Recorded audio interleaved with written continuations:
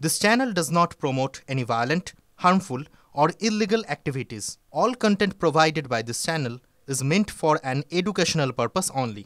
যখন যখন ভোট আসে নন্দীগ্রাম নিয়ে একটা আলোচনা হয়, নন্দীগ্রামে কে প্রার্থী হবে, নন্দীগ্রামে একটা আলোচনার বিষয় থাকে প্রত্যেকবারই। এবার হটসেট নন্দীগ্রামের প্রার্থী কি অভিষেক? সুকান্তর দাবি ঘিরে বিতর্ক। নন্দীগ্রাম থেকেই ভোটে দাঁড়াবেন অভিষেক, সে কারণেই পছন্দের পুলিশ অফিসারদের নন্দীগ্রামে বদলি, দাবি কেন্দ্রীয় প্রতিমন্ত্রীর। নন্দীগ্রামে দাঁড়ালেও কেউ ভোট দেবে না, আগেই বলেন শুভেন্দু। আমার কাছে যা খবর, অভিষেক বন্দ্যোপাধ্যায় এবার তৃণমূল কংগ্রেসের তরফ থেকে নন্দীগ্রামে বিধানসভায় দাঁড়াবে, সেই জন্য নিজের পোঁধরা অফিসারদেরকে ওই জেলাতে ট্রান্সফার করা হচ্ছে। ওনার উপমুখ্যমন্ত্রী হওয়ার খুব শখ, সেই উপমুখ্যমন্ত্রী হবার জন্য উনি নন্দীগ্রামে বিধানসভায় দাঁড়াবেন বলে আমার কাছে খবর আছে, বিশ্বাস করুন। সুকান্ত মজুমদারের বক্তব্য আপনারা শুনলেন, তিনি বলছেন নন্দীগ্রাম থেকেই ভোটে দাঁড়াবেন অভিষেক, আর সেই কারণেই পছন্দের পুলিশ অফিসারদের নন্দীগ্রামে বদলি, দাবি কেন্দ্রীয় প্রতিমন্ত্রীর। নন্দীগ্রামে দাঁড়ালেও কেউ ভোট দেবে না, আগেই বলেন শুভেন্দু। তৃণমূলের রাজ্য সহসভাপতি জয়প্রকাশ মজুমদার, তার সঙ্গে আমরা যোগাযোগ করে নিয়েছি। জয়প্রকাশ বাবু, সুকান্ত মজুমদার তিনি বলছেন নন্দীগ্রাম থেকেই ভোটে দাঁড়াবেন অভিষেক এবং সে কারণেই পছন্দের পুলিশ অফিসারদের নন্দীগ্রামে বদলি করা হচ্ছে। বিজেপির দুরবস্থাটা আপনারা বুঝুন, সাধারণ মানুষ বুঝছে, মিডিয়াও যদি একটু বোঝে।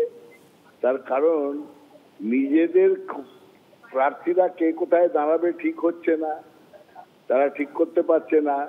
এবার তৃণমূল কংগ্রেসের কে কোথায় প্রার্থী হবে তারা আগে থেকেই ঘোষণা করে দিচ্ছে।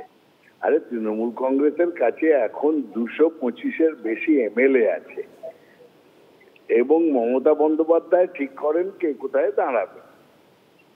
সব থেকে বড় কথা, এর মধ্যে বিজেপি সেই নিয়ে মাথা ব্যথা, গায়ে চুলকুনি, চিন্তা, তার মধ্যে পুলিশের যে রুটিন ট্রান্সফার সেটা নিয়েও তাদের অনেক কিছু।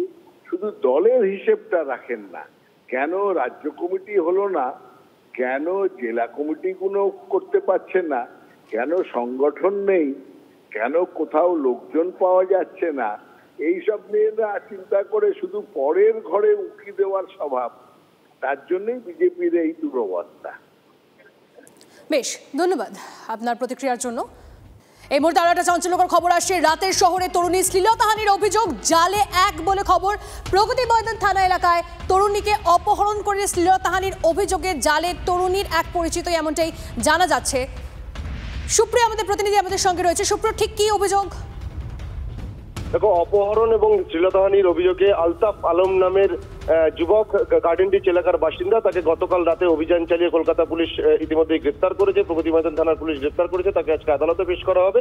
তবে তার সঙ্গে থাকা বাকি যে দুজন সঙ্গী, তাদের এখনো পর্যন্ত খোঁজ পাওয়া যায়নি, তাদের খোঁজে বিভিন্ন জায়গাতে তল্লাশি চালানো হচ্ছে। আর এই আলতাফ আলম যে তরুণী ইতিমধ্যেই অভিযোগ করেছেন শ্লীলতাহানির প্রগতি ময়দান থানায়, সেই তরুণীর অভিযোগ অনুযায়ী এই আলতাফ আলমই ছিলেন তার পূর্ব পরিচিত এবং তার কথাতেই তিনি গাড়িতে উঠেছিলেন। গাড়িতে ওঠার পরে তাকে কিছু মাদক মেশানো পানীয় খাইয়ে তাকে অচৈতন্য করে দেওয়া হয় এবং তারপর তাকে শ্লীলতাহানি করা হয়, এমনটাই কিন্তু অভিযোগ। তবে এই যে বাকি যে দুজন যুবক, তারা কোথায় রয়েছেন তাদের খোঁজেই কিন্তু এখন পুলিশ তল্লাশি চালাচ্ছে। আলতাফ আলমকে নজর রাখো সুপ্রিয়, ধন্যবাদ। দক্ষিণ বঙ্গোপসাগরে তৈরি হওয়া ঘূর্ণিঝড় দিতওয়ার ল্যান্ডফল হবে না, অর্থাৎ তার স্থলভাগে কোথাও আছড়ে পড়বে না। তামিলনাড়ু পুদুচেরির উপকূল ঘেঁষে বেরিয়ে যাবে।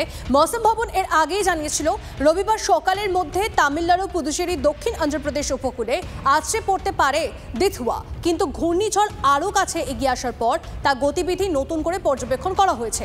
সকালে মৌসুম ভবন নতুন বিবৃতিতে জানিয়েছে দিতওয়া স্থলভাগে প্রবেশ করবে না, তা স্থলভাগের খুব কাছ দিয়ে সমুদ্র ধরে এগিয়ে যাবে। আগামী 24 ঘন্টায় এই ঘূর্ণিঝড় উত্তর তামিলনাড়ু পুদুচেরির উপকূলের সমান্তরালে উত্তর দিকে এগোবে।